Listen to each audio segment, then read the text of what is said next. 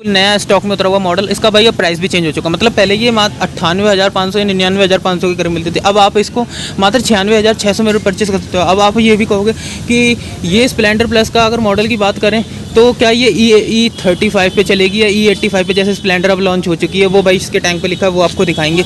और भाई ये स्प्लेंडर प्लस की शुरुआत ना इसी मॉडल से होती है, ठीक है। और इसमें भाई आप लोग देख लीजिए, अब यही ग्राफिक्स जैसे ये आते हैं, यही अब एक तरह से इसका बेस मॉडल है, ठीक है। मतलब सबसे ज़्यादा बेची जाने वाली। और आप लोग सबसे पहले मॉडल देख लीजिए 2/7/2026 का बिल्कुल लेटेस्ट मॉडल। मतलब अब जो इसका नए प्राइस है, मतलब 96,603 रुपये के आसपास आप लोग इसको परचेज़ कर सकते हो। तो 96,000 रुपये के में अगर आप लोग इस मॉडल में आप लोग क्या ले सकते हो। देखो, सबसे पहले आप लोग बात करोगे कि क्या ये E30 या E85 पे चलने वाली गाड़ी है या नहीं है। उससे पहले हम आप लोगों को दिखा देते हैं इसके। देखो, इसमें आप लोगों को चार्जर वगैरह देखने को मिल जाता है, ठीक है। नया क्लस्टर्स आप लोगों को आया है, ठीक है। मतलब क्लस्टर नया कैसे है, ये क्रोमा की फिनिशिंग नहीं आई है, ये क्रोमा की फिनिशिंग आप लोगों को नई देखने को मिल जाती है, ठीक है। नई चाबी वगैरह है, ये इंडिकेटर्स वगैरह यहाँ आ जाते हैं।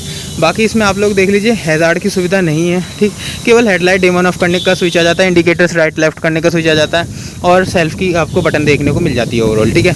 बाकी आप लोग देख लीजिए टाइप ए वाला ही मोबाइल चार्जिंग की सुविधा यहाँ पर देखने को मिलती है। कपड़े रखने के लिए आप लोगों को यहाँ जगह देखने को मिल जाती है। और टैंक के जो ये कवर है उसमें कोई बदलाव नहीं किया गया है, ठीक है। और ये बिल्कुल लेटेस्ट मॉडल रहने वाला है। लोग कलर्स की बात करोगे तो कलर्स इसमें 4-5 कलर्स देखने को मिल जाते हैं। ये भाई ग्रे कलर रहने वाला है, ठीक है, जैसे कि हम आप लोगों को दिखाएं, ये रहा, ठीक है।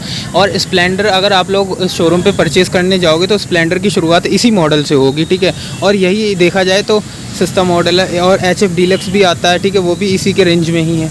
बाकी इसका प्राइस 96,600 रुपये के आसपास देखने को मिल जाता है। करोगे कि इसमें भाई कलर एंड ग्राफिक्स हमको कैसे देखने को मिलते हैं, तो कलर भी थोड़ा एक्सप्लोर कर लेते हैं।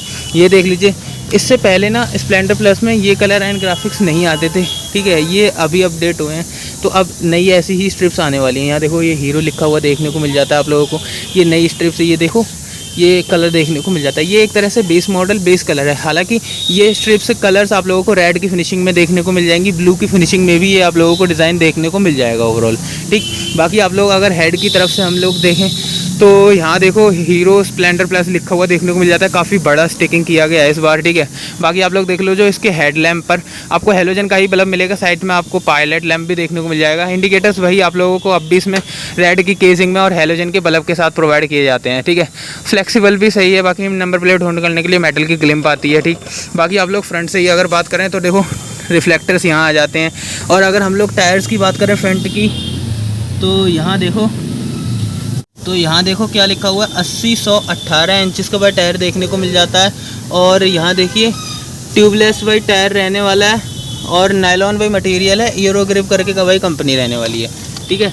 और अगर हम रेयर टायर सेक्शंस को दिखाएं, ठीक है, यहाँ देखिए, यहाँ क्या लिखा हुआ है, ट्यूबलेस भाई टायर देखने को मिल जाते हैं, यूरो ग्रिप करके भाई कंपनी रहने वाली है। टायर 80/118 ही भाई रहने वाला है, और ये भाई नायलॉन ही मटेरियल है इसका। बात करें भाई, सबसे पहले आप लोग ये जानना चाहोगे E85 पे चलेगी या नहीं चलेगी। तो देखो भाई, ये बेस मॉडल है, इसी से भाई स्प्लेंडर की शुरुआत होती है। तो देखो, E20 अब भी लिखा हुआ है, मतलब स्प्लेंडर प्लस में अभी तक शोरूम पर भाई E85 वाला, मतलब कि जो फ्लेक्स फ्यूल वाला लेटेस्ट मॉडल आया है वो अभी तक नहीं आया है।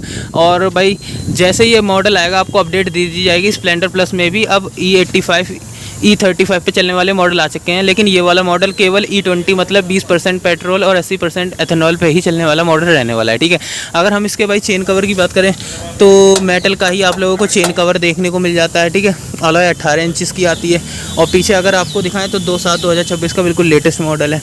और पीछे का टेली सेक्शन आप लोग देख लीजिए, वही आप लोगों को देखने को मिलता है। रेड की भाई पीछे लैंप आ जाती है, टेल लैंप हेलोजन के बल्ब के साथ। इंडिकेटर्स वही आप लोगों को रेड की केसिंग में आते हैं, ठीक है। बाकी इसमें देख लीजिए आप लोग, ये हिलता है, इतना ज़्यादा नहीं, लेकिन हाँ ये लूज़ चलते चलते ज़्यादा लूज़ हो जाता है टेल पैनल ये वाला। बाकी सही है, ठीक है। और आप लोग देख लीजिए फुटरेस्ट वगैरह कुछ ऐसे देखने को मिल जाते हैं। OBD2B कंप्लेंट ये गाड़ी अब आती है, मतलब एक ऑक्सीजन सेंसर यहाँ ये आपको पता ही है। मतलब ECU यूनिट को ये ऑक्सीजन सेंसर जो नए लगाए गए, इससे और एनहेंसमेंट मिलता है, और आप लोगों को अच्छा खासा माइलेज वगैरह देखने को मिल जाता है। बाकी टैंक कवर बिल्कुल चेंज नहीं है, एग्जैक्ट पहले जैसा ही टैंक कवर दिया जा रहा है, ठीक है। 9.8 लीटर तक इसकी फ्यूल टैंक कैपेसिटी रहने वाली है। बाकी इसका यूटिलिटी केस हम आप लोगों को अगर दिखाएं तो ये देखिए, अगर एक बार इसका इस यूटिलिटी केस को हम खोल के देखते हैं तो यूटिलिटी केस ऊपर से तो भाई बदलाव है इसमें, देख लीजिए F5 फ्यूल इंजेक्टेड ये यहाँ पे लिखा हुआ है। बाकी अंदर से देखो वही लॉकिंग सिस्टम है और यहाँ से कुछ इस तरीके से देखने को मिल जाता है ओवरऑल, ठीक है। मतलब कि थोड़ा बहुत जैसे सेल्फ स्टार्टर इसका यहाँ पे लगा हुआ है, ठीक। इसमें कोई बदलाव नहीं किया गया है, गाड़ी में कोई इंजन किल वगैरह नहीं आया और अभी तक इसमें डिस्क ब्रेक की कोई अपडेट नहीं आई है। एग्जैक्ट पहले जैसा रहने वाला है। ये देखो साड़ी जाल कुछ इसका ऐसा आ जाता है, यहाँ पर देखने को मिलता है, ठीक है। शॉकर्स पर आप लोगों को यहाँ कवर्स देखने को मिल जाते हैं, 4 स्टेप्स तक एडजस्टेबल देखने को मिलते हैं। फुटरेस्ट पहले जैसे ही है, 4 स्पीड्स गियर ट्रांसमिशन रहने वाली है गाड़ी। ये देखो फ्यूल इंजेक्टेड यहाँ पे लिखा हुआ है ओवरऑल, ठीक है। अगर फ्रंट में बताएं तो यहाँ पे 3 वायर्स देखने को मिलती हैं। एक भाई मीटर रीड करता है स्पीड फ्रंट वाले टायर से ही, ठीक। बाकी एक कॉम्बी ब्रेकिंग के लिए है, ठीक है, एक ब्रेक के लिए दी जाती है। बाकी आप लोग देख लीजिए यहाँ पर सीट की फिनिशिंग, ठीक है। सीट काफ़ी सही मिल जाती है, ठीक है। यहाँ पे थोड़ा स्पेस है राइडर के बैठने के लिए। अभी इस पर सीट कवर नहीं लगाया हुआ है, सीट कवर भी लगेगा, ठीक है। साइड पैनल्स पर देखो कुछ वही ग्राफिक्स हैं अपडेटेड वाले। ये स्प्लेंडर प्लस की यहाँ पे बैजिंग आ जाती है, ठीक है, 3D में, ठीक। बाकी आप लोग टायर्स वगैरह का आप लोग साइज़ देख लीजिए, ऐसा है, ठीक है। साइलेंसर इसमें ये आप लोग देख रहे हो भाई, ये नया है। मतलब पहले ये नोक सा निकला रहता था एक साइड, वो वाला नहीं, अब ये गोल वाला साइलेंसर है। नई इस पर ये जो आप लोग ऊपर मफलर जो लगेगा ना क्रोमा की जो पत्ती लगेगी इस पर, वो नई पत्ती लगाई जाएगी अब, ठीक है। साइड में भी इसमें एक्सेसरीज़ के तौर पर बात करें तो अगर इसमें भाई अब आप लोग एक्सेसरीज़ की बात करोगे तो देखो साइड में ये वाला जाल तो बाय डिफ़ॉल्ट कंपनी से आता है। एक एक्सेसरीज़ के तौर पे यहाँ पर भी जाल आएगा इस साइड, ठीक है। इसमें मुट्ठे आ जाएंगे आप लोगों को लगाने के लिए और फ्रंट में व्हील लॉक आप लोगों को देखने को मिलेगा। सीट कवर मिल जाएगा आप लोगों को, ठीक है। हेलमेट भी देखने को आप लोगों को मिल जाएगा।